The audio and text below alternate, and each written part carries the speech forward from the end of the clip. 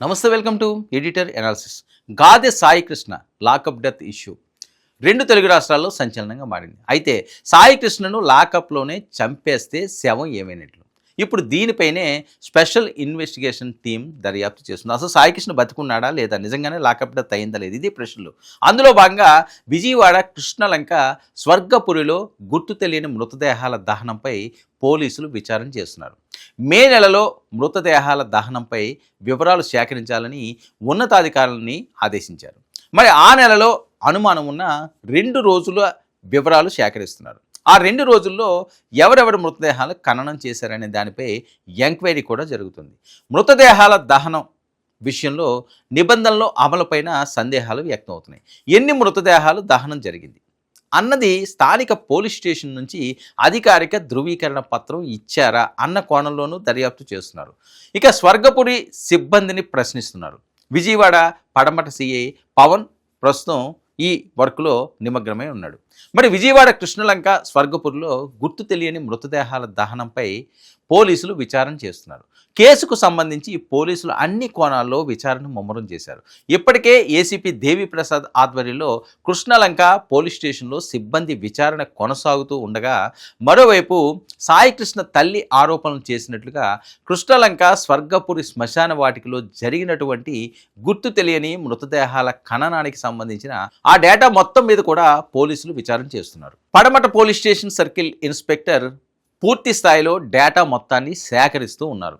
మే నెలలోనే మార్కాపురంలో 9వ తారీఖున సాయి కృష్ణని విజయవాడ తీసుకొచ్చారు. ఆ తర్వాత నెలాఖరులోపే లాకప్ డెత్ చేసి ఉంటారని అనుమానాలు. మరి హత్య చేశారనే అంశానికి సంబంధించి ఆరోపణలు పెద్ద ఎత్తున కుటుంబ సభ్యులు చేస్తున్న నేపథ్యంలో ఇదే శ్మశాన వాటికలోనే ఈ స్వర్గపురిలోనే సాయి కృష్ణకు దహనం చేశారని పెద్ద ఎత్తున ఆరోపణలు వస్తున్న నేపథ్యంలో గుర్తు తెలియని మృతదేహాలకు సంబంధించిన ఖననం ఏదైనా జరిగిందేమోనని వాటికి సంబంధించిన అన్ని ఆధారాలను దర్యాప్తు చేస్తున్నారు. ఇక ప్రొసీజర్ ప్రకారం ఏ పోలీస్ స్టేషన్ నుంచి గుర్తు తెలియని మృతదేహం వచ్చినప్పటికీ సంబంధిత స్టేషన్ నుంచి అధికారిక ధృవీకరణ పత్రం ఉంటుంది.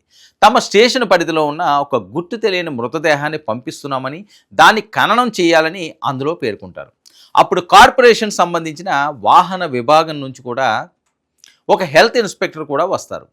రెవెన్యూ అధికారుల సమక్షంలోనే ఈ మృతదేహాల ఖననం జరుగుతుంది. కానీ ఆ ప్రొసీజర్ ప్రకారం జరిగిందా, జరిగితే ఆ గుర్తు తెలియని మృతదేహాల వివరాలు ఏమిటి అనే అంశాలను ఇప్పుడు పరిశీలిస్తున్నారు.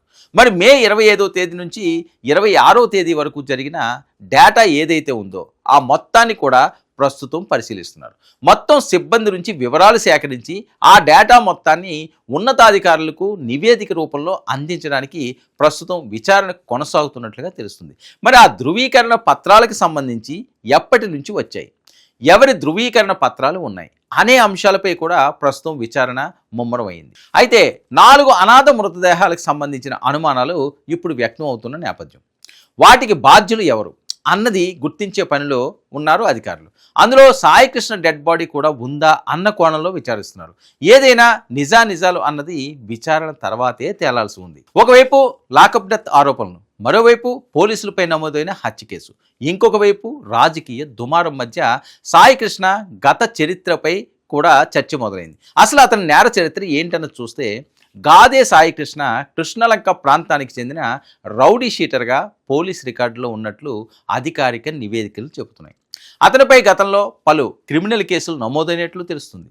అందులో ఒక హత్య కేసు, మైనర్ బాలికను రేప్ చేసిన ఫోక్సో కేసు మాత్రమే కాకుండా దొమ్మి కేసులు కూడా ఉన్నాయని అంటున్నారు.